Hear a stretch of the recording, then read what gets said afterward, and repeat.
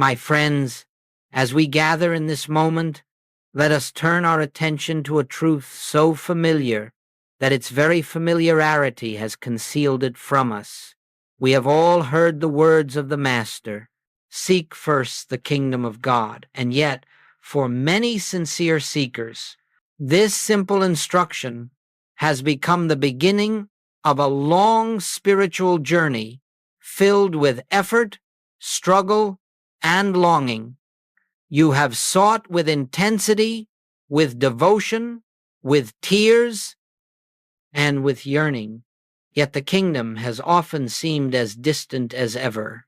The reason is not that the kingdom is far away, nor that you have failed in your seeking, but that the true meaning of this instruction has been hidden beneath centuries of misunderstanding.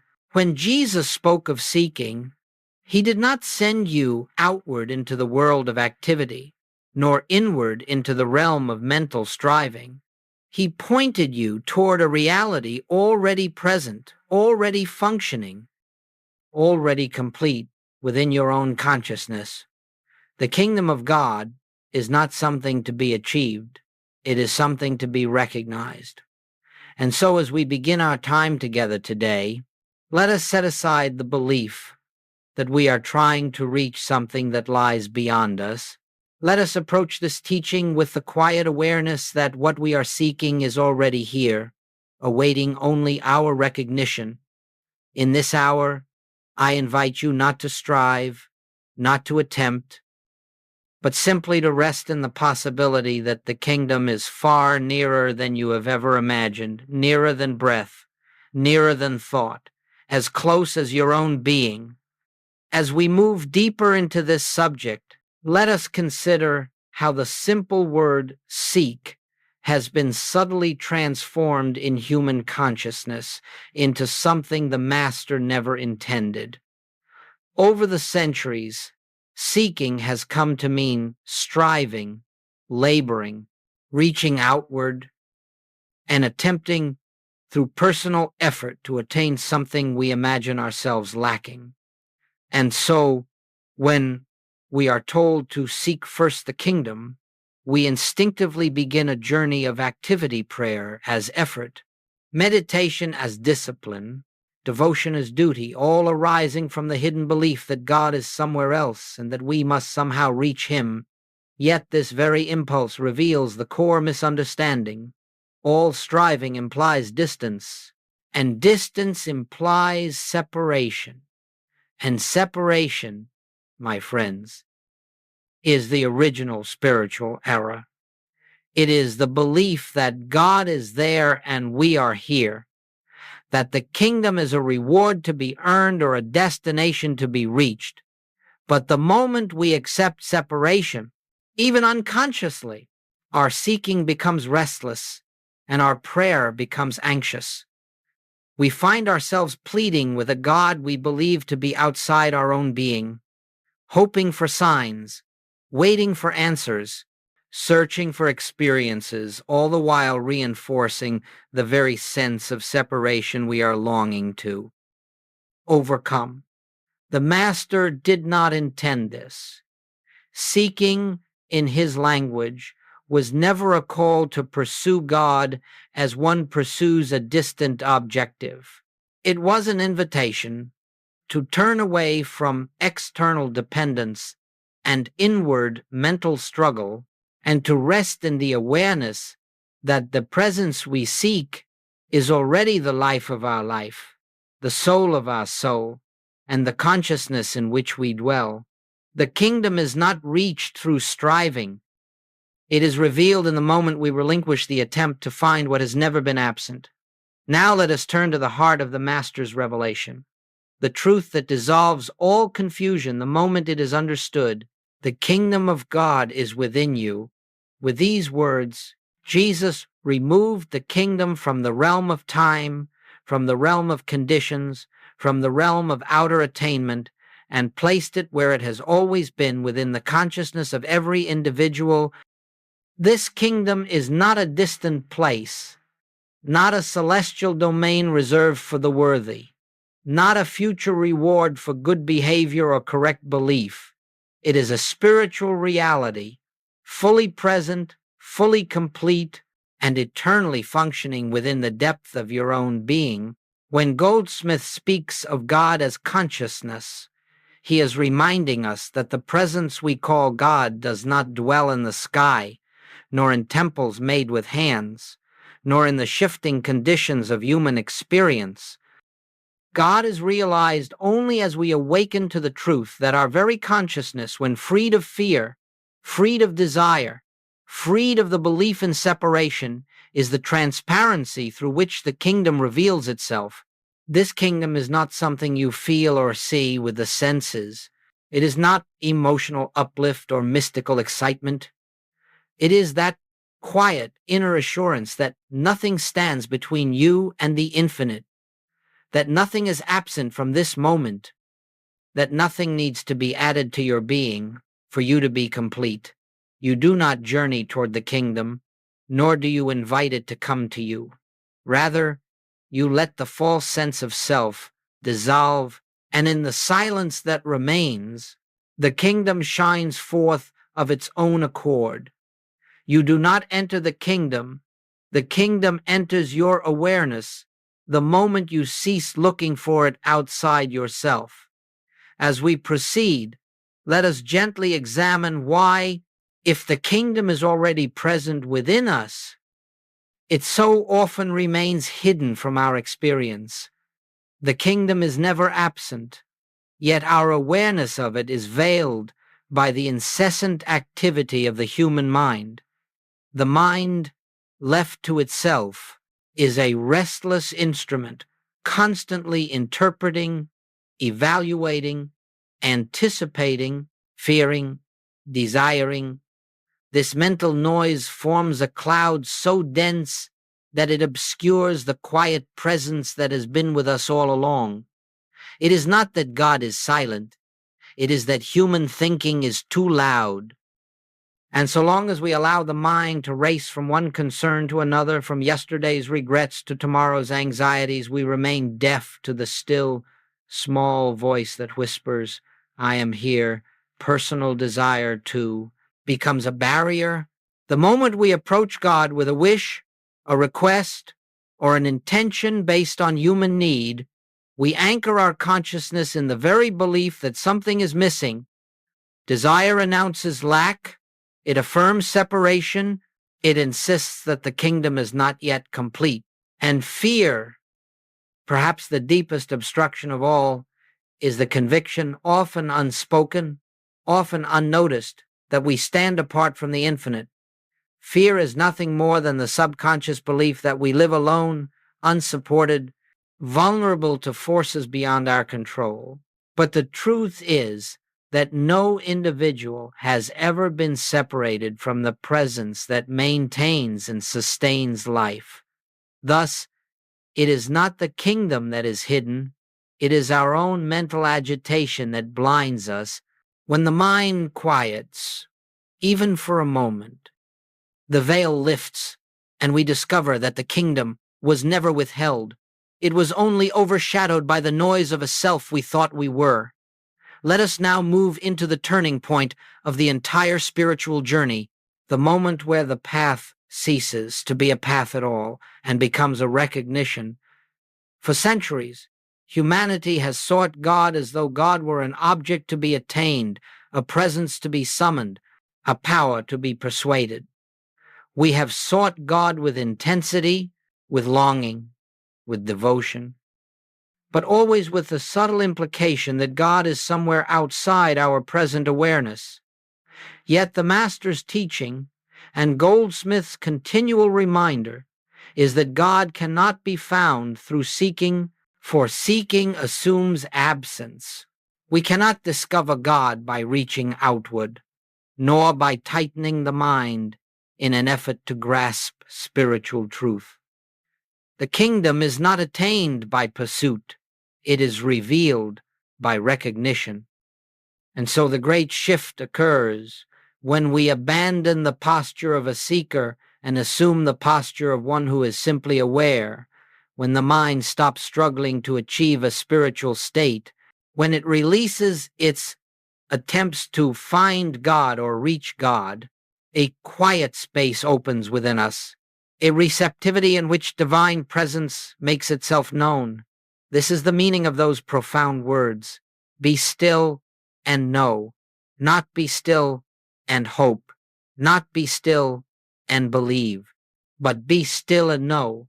Knowing is not effort, it is awareness. It is the silent recognition that God is the life that lives you, the breath that animates you, the consciousness in which you exist. In this recognition, you discover that the one you have been seeking has never been separate from your own being. Seeking God dissolves into knowing God, and knowing God dissolves the illusion of a self apart from God. Here begins the true spiritual life, not in the attempt to reach the infinite, but in realizing the infinite is already here, awaiting only your recognition. And now, my friends, let us turn to what may be called practice, not in the sense of a technique to master or a discipline to perfect, but as a way of allowing the kingdom to reveal itself in our awareness. You see, the kingdom does not come through effort, nor does it respond to intellectual analysis. It is not reached by affirmations, nor by repetition, nor by the attempt to condition the mind to believe certain truths. The kingdom comes into view only when the mind grows quiet enough for the truth that already is to be heard. This is why Goldsmith speaks of resting in the word. Resting means we cease trying to make truth act, and instead we allow truth to act upon us. We take a simple spiritual principle, not to convince ourselves, not to claim anything, but to lift consciousness above the din of human thought. We sit in the awareness of a truth such as, the kingdom of God is within me, or we abide in the simplicity of I and the Father are one, not repeating it, not forcing belief, but letting the words settle like a stone dropped into still water. There is no effort here, no straining for experience, no anticipation. We are not waiting for a sign. We are not hoping for a feeling. We are simply opening the inner ear to the presence already functioning as our very being. As the mind grows quiet, something subtle occurs. We sense, without any outward evidence, that we are not alone, that we are not separate, that the presence we call God is nearer than breath. And in that quiet recognition, the kingdom begins to disclose itself not as a mystical event, not as an emotional high, but as a deep, steady, interior assurance. This is entering the kingdom, not through effort, but through receptivity, not by trying to reach God, but by being still long enough to discover that God has never once withdrawn from us. As we continue, it is important to understand that the recognition of the kingdom does not suddenly remake the outer world through dramatic signs or spectacular changes. Rather, it quietly transforms the one who beholds it. When the kingdom is recognized, the first change is not in circumstances, but in consciousness. The anxieties that once drove us lose their claim over our attention. The pressures we once felt so heavily begin to dissolve, not because conditions have altered, but because the sense of a separate self struggling to manage life no longer dominates our awareness. You begin to notice that fear loosens its grip, not through resistance, but through the realization that the presence within you is greater than whatever appears before you. Relationships soften because you are no longer approaching others from a place of need or defense. Decisions become clearer, not through intellectual effort, but through the quiet intuition that arises when the mind is receptive to divine guidance. This is not positive thinking, nor is it an attempt to manifest a better experience. It is simply the natural outpouring of spiritual awareness, Goldsmith reminds us that we do not seek these outer improvements. They come as the shadow, the byproduct of an awakened consciousness. When you recognize the kingdom within, health may unfold, not because you fought disease, but because you ceased identifying with fear. Supply may appear, not because you prayed for money, but because you shifted from a sense of lack to an awareness of completeness. Guidance arises, not because you demanded answers, but because you became still enough to hear what has always been speaking within. The kingdom does not change the world. It changes your vision of the world. And as your perception shifts, the world begins to reflect the harmony that was present in your consciousness all along. This is the quiet miracle of recognition. The kingdom reveals itself first within, and then, almost unnoticed, its harmony expresses itself throughout every aspect of your life. Now, my friends, having seen something of what unfolds when the kingdom is recognized, we come to the question of daily living. How do we move through the ordinary activities of life, our work, our relationships, our responsibilities, while maintaining awareness of this inner presence? The answer is beautifully simple, though it requires sincerity. We return again and again to the realization that the kingdom goes before us, not as a mental affirmation, not as a protective shield, but as the truth that divine presence is the very activity of our being. Living in the kingdom means that we do not begin the day as isolated individuals hoping to find God along the way.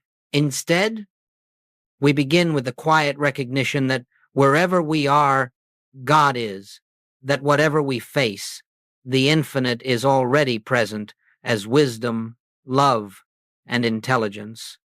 Throughout the day, we pause, not to plead, not to question, but to remember. A moment of silence in the midst of work, a breath of recognition before a conversation, a quiet inner turning when confusion arises. These brief pauses are not techniques, they are openings, small windows through which the light of the kingdom enters our awareness again and again. And with each remembrance, the sense of personal responsibility begins to dissolve. We act, but not as isolated egos. We speak, but not from fear or self-defense. We meet challenges, but not with the belief that the burden falls upon us alone. Goldsmith teaches that this is living by grace, allowing the divine to express itself through us, rather than attempting to direct life through personal will. As this becomes our way of living, an inner steadiness develops, a quiet confidence that does not depend on circumstances. The outer world may fluctuate, yet within us there is a presence that remains constant. This steady recognition is the kingdom lived, not as an experience to seek, but as the atmosphere in which we walk, breathe, and exist. And now, as we bring our time together to a close, let us rest for a moment in the simplicity of what has been revealed. The kingdom of God, the very thing humanity has sought through prayer, ritual, striving, and longing, has never been distant, never withheld, never delayed. It has always been the silent foundation of your being, awaiting only the lifting of the veil created by fear, desire, and the belief in separation. You have not been journeying toward the kingdom, you have been awakening to it. Every moment of stillness, every surrender of mental effort, every quiet turning within has brought you nearer not to some far-off realm, but to the recognition of what has been eternally present. And so, as you leave this time of contemplation, do not think of yourself as one who must maintain a spiritual state or achieve a spiritual goal. Simply remember. Remember that the presence you have touched here goes with you. Remember that the kingdom is not an attainment, but a revelation. Remember that God is not outside, but the very life that lives you. And as you remember, a deep peace will accompany you, not the peace of favorable conditions, but the peace born of knowing that nothing can separate you from the infinite that constitutes your being. Let this awareness walk with you into every moment of your day until the truth becomes as natural as breathing. The kingdom you sought was never beyond you, it was within you from the beginning.